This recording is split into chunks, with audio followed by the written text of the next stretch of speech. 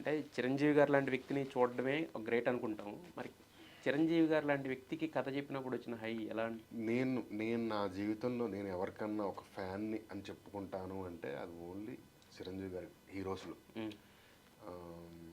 ఎంత ఇది అంటే మా ఇంట్లో మా డాడీ హీరోల ఫోటోలు పెట్టుకోవడం, సినిమాలకి ఫస్ట్ రోజు వెళ్తాను అంటే అతను చాలా, ఆయన డాడీ చాలా చీప్గా చూశారు. హ్మ్. బట్ చిరంజీవి గారు అంటే ఆయనకి కూడా ఉన్నది ఇంట్లో అభిమానులు. మా ఇంట్లో నేను అంటించిన ఒకే ఒక్క ఫోటో చిరంజీవి గారి. ఇందిరా సినిమాలో కాలు మీద కాలు వేసుకుని ఆ చక్క ఈజీ చైర్లో కూర్చుంటారు కదా, అది నా తలపైన ఉండేది. సో ఆ ఈజీ చైర్లో కూర్చొని చిరంజీవి గారి ఫోటో పైన అంటించి ఉండేది. రోజు పొద్దున్న లెగ్గానే ఆయన చూసుకునేవాడిని.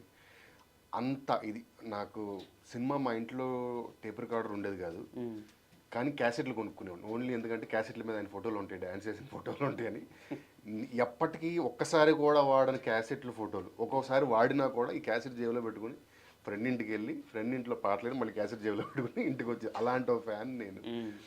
అలాంటిది ఆయన కూర్చోబెట్టి నేను కథ చెప్పడం ఒక గ్రేటెస్ట్ ఆనందం. అంటే నా కథని ఆయన చెప్పడం ఇక అది అల్టిమేట్గా దానికంటే ఆనందం, గౌరవం ఏది లేదు. నేను రిలీజ్ రోజు చిరంజీవి గారికి మెసేజ్ పెట్టా, సార్ మనం దేవుడి దగ్గర ప్రసాదం పెడతాం, నైవేద్యం పెడతాం, ఆయన తినొచ్చు తినపోవచ్చు, బట్ ఆయన తిన్నారు అనుకుని తీసుకుని దాన్ని ప్రసాదంగా తీసుకుంటాం. ఈ సినిమా నేను అలాగే ఫీల్ అవుతున్నాను సార్. మజాకా రిలీజ్ రోజు మీ బ్లెస్సింగ్స్ కావాలని మెసేజ్ పెట్టా. ఆయన వెంటనే డెఫినెట్గా బ్లాక్ బస్టర్ అవుతుంది కదా, నాకు కంగ్రాట్స్ అని చెప్పి.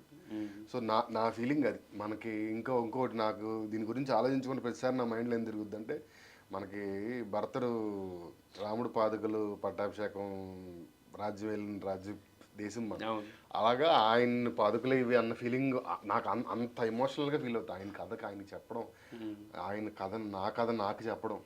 అన్నమయ్య సినిమా క్లైమాక్స్ లో ఆయన ఈయన పాటలు ఆయన పాడతారు. సో ఆయన నా కథ, నా సీన్ ఆయన నాకు చెప్తుంటే అలా ఫీల్ అవుతుండే. సో అంటే ఒక ట్రావెల్ అయితే నడిచింది ఆయనతో. ఓకే. అయితే ఇప్పుడు మీరు చిరంజీవి గారి దగ్గర కూర్చొని ఆయన కథ చెప్పి ఒప్పించేంత స్టేజ్కి వెళ్ళిన మీకు, అంటే ఇంతకుముందు ఎప్పుడు మీరు బాధపడుతూ ఉంటే నాకు కూడా అర్రే అనిపించింది.